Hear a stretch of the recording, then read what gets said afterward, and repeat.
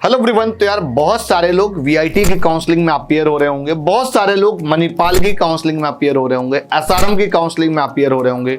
इस वीडियो में यार हम कुछ पॉइंट्स ऐसे बताएंगे वीआईटी की काउंसलिंग को लेकर। एक तो तीनों कॉलेज को लेकर ना एक मेजर कंफ्यूजन आता है। हम पेरेंट्स की 1-to-1 लाइव इंटरेक्शन अपनी कंटिन्यू चल रही है, पेरेंट्स से बात कर रहे हैं, उनकी क्वेरीज कुछ ना कुछ फिर से आ जा रही है, उन्हीं की रिगार्डिंग हम लोग बात कर रहे हैं। एक पॉइंट बहुत ज्यादा इंपॉर्टेंट है जो हम यहाँ पर क्लियर करेंगे। पहला तो ये यार कि फेज 1 की काउंसलिंग कैसे होगी, अलॉटमेंट कैसे होगी, उससे पहले चॉइस फिलिंग की बात आएगी। तो इस वीडियो में ना हम मास्टर ट्रिक बताने वाले किस अकॉर्डिंग चॉइस फिलिंग करनी चाहिए आपको, ठीक है। और दूसरी इंपॉर्टेंट चीज कि यार अपग्रेडेशन रूल है इस काउंसलिंग में कि नहीं है। काउंसलिंग के रूल्स जानना बहुत ज्यादा इंपॉर्टेंट है। और एक 25 चॉइस फिलिंग करने के एक बड़ा यार वो आ रहा होगा कि ऐसा सर 25 करना मस्ट है क्या, तो मैं बोलूंगा यार 25 करना मस्ट नहीं है। आप अपनी जितनी चॉइसेस रखना चाह रहे हैं अपने अकॉर्डिंग आप उस अकॉर्डिंग रख सकते हैं, एक तरह का डिक्रीजिंग पैटर्न में, है ना। जो आपकी सबसे ज्यादा प्रायोरिटी हो मिलने की, है ना, या आपको जो चाह रहे हो कि अरे बहुत बढ़िया वाला इट्स मीन की जैसे कोर सीएस है वो आप उसको सबसे टॉप पे रख दो।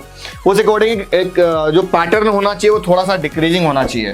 पहले सीएस का रख दिया, फिर स्पेशलाइजेशन रख दिए, है ना, फिर आईटी रख दिया, इट्स मीन कि उसके बाद में आपने वो रख दिया जो आप स्पेशलाइजेशन थोड़ा सा कम रिकमेंड कर रहे हो, है ना। उसके बाद अगर आपकी चॉइस ईसी तक है देन ईसी तक कर दिया। अब आपको दूसरा क्या बचा, ये तो मेन कैंपस का होगा। सिमिलर इसी तरीके से जिनका ऑप्शन चेन्नई कैंपस है वो अपना चेन्नई कैंपस नीचे रख लें, सीएस रख दिया, मतलब इट्स मीन की ईसी अगर आप प्रायोरिटी ज्यादा दे रहे हो मेन कैंपस से तो मैं बोलूंगा मेन कैंपस में ईसी लाने से बेटर है कि आप चेन्नई में सीएस ले लो, है ना।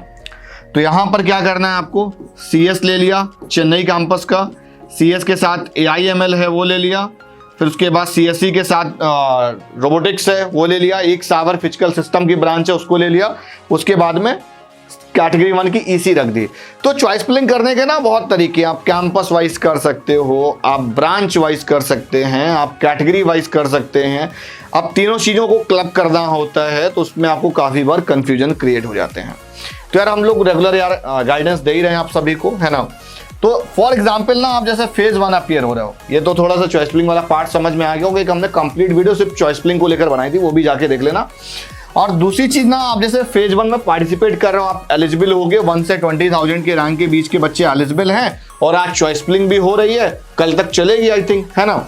यहाँ पर क्या है ना कि एक सीट अलॉटमेंट हो सकता है आपको मिल जाए जो आप चॉइसेस, तो हो सकता है आपको ना मिले।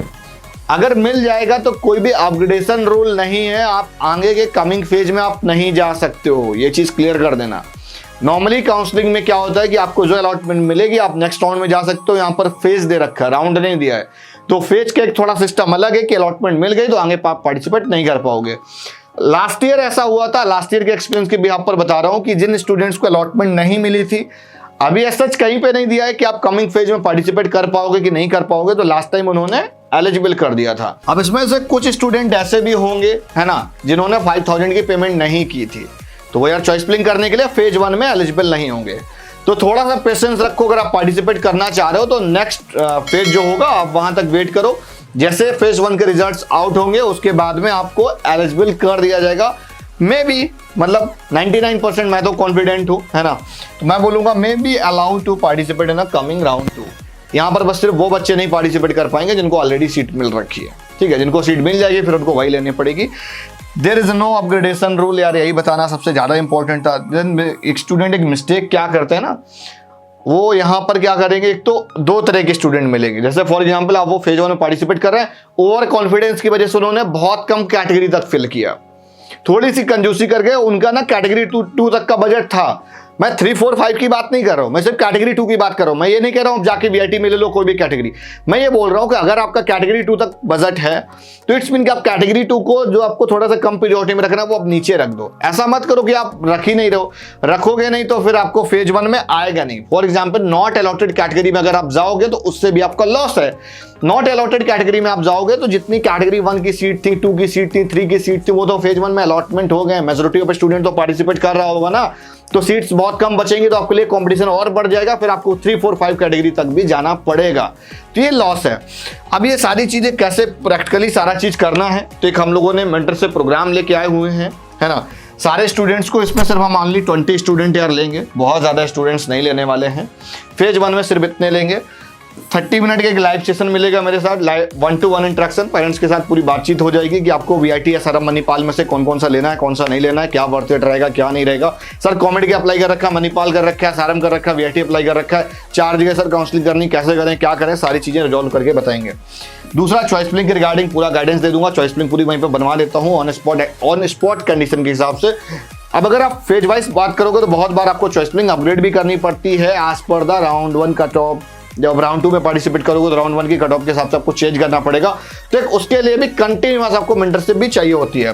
उसके बाद में यूटिलाइज अवर काउंसलिंग एक्सपीरियंस। यार मेरे पास में हर साल का डेटा है, एक हमारा काउंसलिंग एक्सपीरियंस भी आपको यूटिलाइज करने का एकदम बेहतरीन मौका मिल जाएगा। कॉलेज को लेकर कंफ्यूजन होगा वो क्लियर हो जाएगा। कॉलेज को लेकर कंपेरिजन करना है किसी कॉलेज को लेकर, जैसे बहुत बार मैं बोल देता हूं कि वीआईटी चेन्नई लेने से बेटर कि सर हमका केटीआर मेन कैंपस सीएसई ले लो, वो ज्यादा बेटर रहेगा अगर आप कैटेगरी 3, 4, 5 की कैटेगरी में जा रहे हो चेन्नई में, तो उस केस में है ना।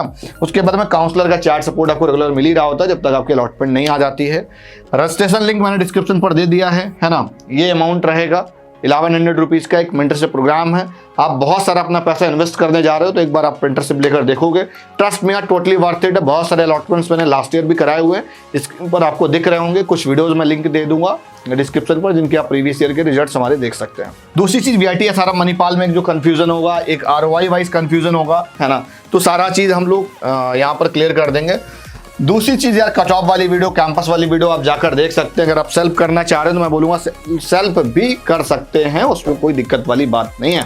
वीडियो आज के यहीं तक, मिलता हूं नेक्स्ट वीडियो में फिर किसी नई जानकारी, किसी नए डेटा रिसर्च के साथ में। और वीआईटी की काउंसलिंग के लिए चैनल को सब्सक्राइब करके रखिए, कंटिन्यू वॉच करते रहिए और आपके लिए बहुत ज़्यादा हेल्पफुल रहने वाला है। आगे आपकी मणिपाल की काउंसलिंग की बहुत जल्दी वीडियो आपको मिल जाएगी। आपको अगर किसी और भी काउंसलिंग, किसी और भी डेटा पर वीडियो चाहिए तो वो भी मुझे आप कमेंट करके बताइए।